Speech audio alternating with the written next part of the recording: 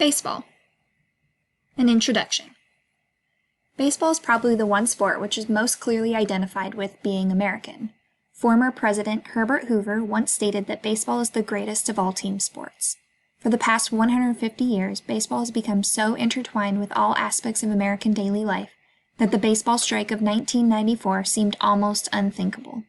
Who could imagine summer without hot dogs and soft drinks at the ballpark, or a warm summer evening spent cheering a favorite team to victory?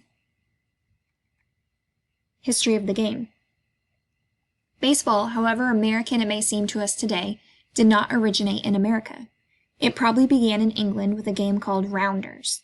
The term baseball dates from 1744, when a book on sports described and illustrated a batter holding a bat with a catcher in position behind the batter and a pitcher ready to throw the ball. This English book was reprinted in America around 1762. In 1845, an American amateur baseball player named Alexander Cartwright, along with other early baseball players, wrote the rules of the game. Many of these rules are still in effect today. Baseball came to be dominated by professional players sometime around 1869, when the first professional team, the Cincinnati Red Stockings, was organized. Later, many regional leagues were started, then dissolved. At this point in history, baseball was not a very lucrative business, and few teams were able to make money.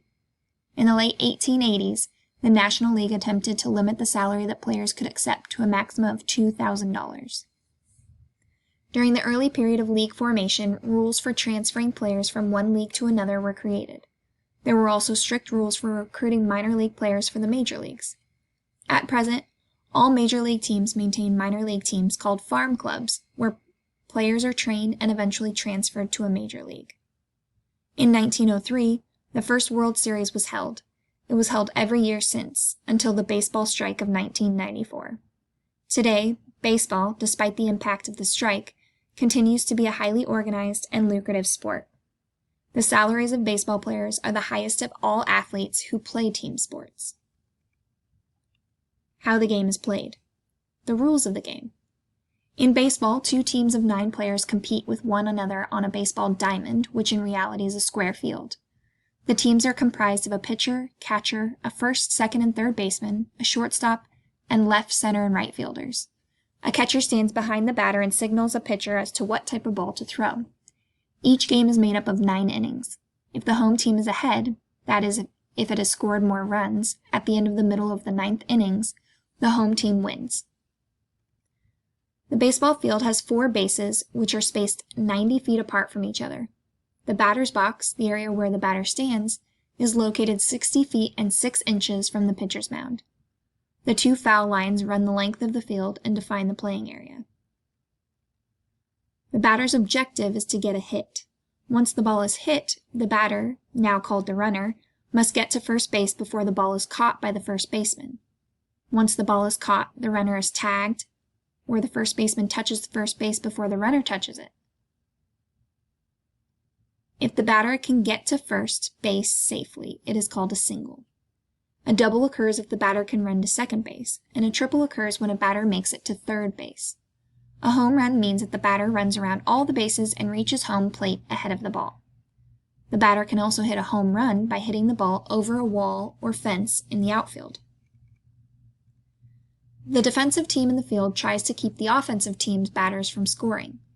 One way of getting a batter out is to pitch 3 strikes.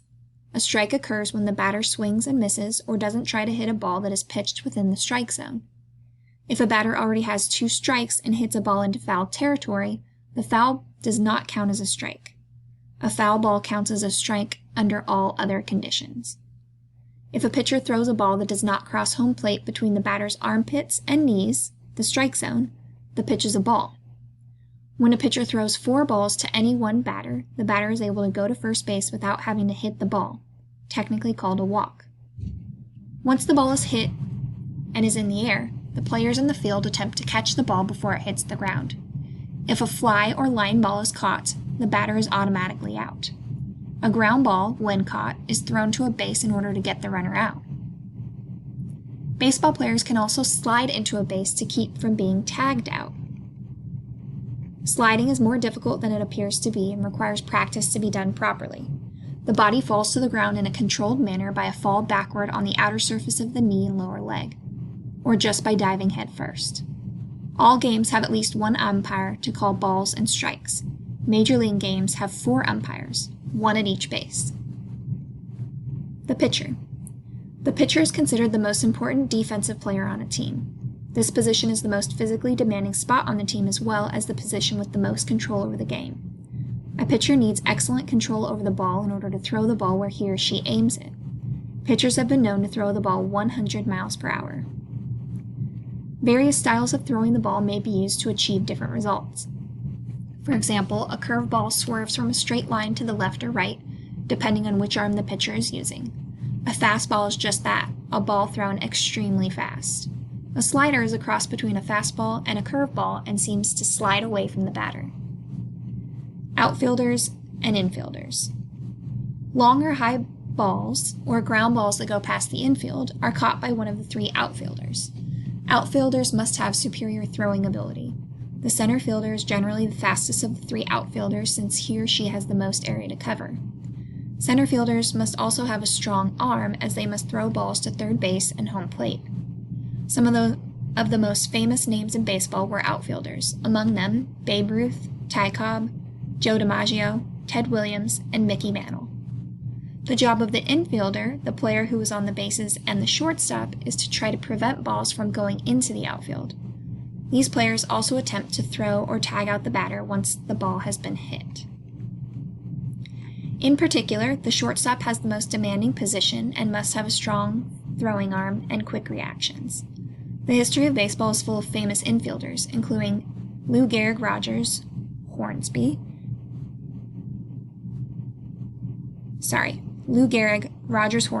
Jackie Robinson, and Ernie Banks. The catcher. The position of catcher is considered to be very important. The catcher is the brains or strategy planner for the game. His or her judgment in choosing pitches can determine the best defensive play for the rest of the team. The catcher is thought by many to be the hardest working member of a team. He or she has to know all of the weaknesses and strengths of the pitchers. He or she covers third or first base when no one else is on base and wears more equipment than any other player. Designated hitter. A 10th starting player in the American League, minor leagues, and many amateur leagues is a player used only to bat. This player has no defensive role and bats instead of the weakest hitter, usually the pitcher. Keeping score in baseball. The box score records of both individual players and games is kept by an official scorer. Also, newspapers and baseball clubs keep detailed records of the players' batting averages, fielding averages, and pitching records. Batting averages are calculated by taking the number of hits and dividing that figure by the number of times a player is at bat. If a batter walks, it is not counted as a time at bat, nor is it counted as a hit. Fielding averages are figured by taking the total putouts and assists and dividing them by the total number of putouts, assists, and errors. An error occurs when a player gets to first base because the defensive player did not catch the ball or, having caught the ball, threw it poorly to another player. Pitching records indicate the number of games won and lost and earned run averages, which is the total earned runs allowed divided by the number of innings pitched, then multiplied by 9. Playing techniques. Throws in baseball. Developing a good throwing technique is an important skill in baseball. Throwing is the most complicated of all baseball skills to execute effectively. It calls for speed, accuracy, and long hours of practice. Good throwing takes into account the following steps. The first step in learning a correct throwing technique is a proper grip. The player should grip the ball by placing the index and middle fingers over one of the 4 long seams on the ball. The inner side of the thumb is placed on the underside of the ball in line with the middle finger. The ball and the point where the index finger and thumb meet should form a V shape. The ball is held loosely, almost in the fingertips. Learn the proper stance for throwing. As the player prepares to throw the ball, his or her elbow should be up, shoulders level, and wrist cocked with fingers behind and on top of the ball. As the ball is released from a point over and in front of the player's head, the player's fingers should be behind the ball. Remember that a player's arm does not work alone in throwing the ball. The player's entire body needs to be propelled forward in order to build arm speed for the throw. The player needs to take an exaggeratedly long step forward towards the target.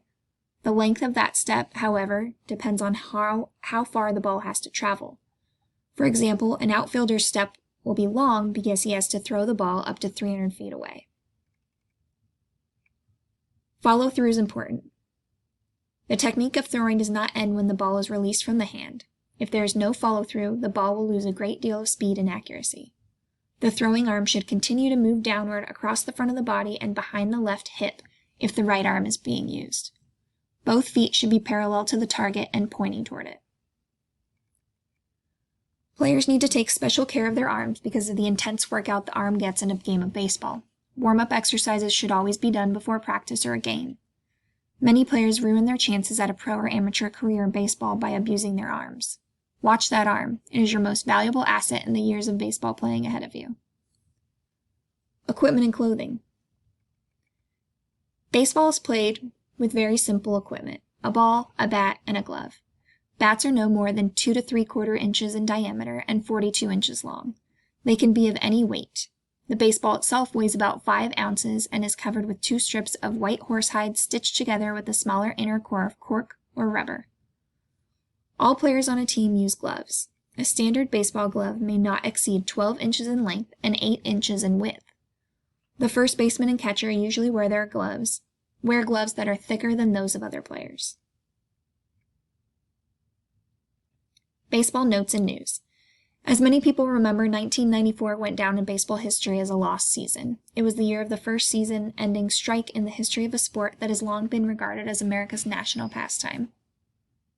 The repercussions of the strike were far-reaching. For the first time in 90 years, there was no World Series. The strike lasted 34 days and covered 669 games canceled. Owners lost over $400 million in revenues. When the players returned, there was no mistaking the change in atmosphere. Fans felt misused and misinformed, and the grandstands were all but empty in many fields.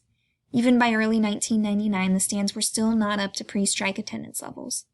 Bleachers were full, however, during the 1999 World Series. What else could it be for a New York Yankees team that is surely one of the greatest in Major League Baseball history? And that's it.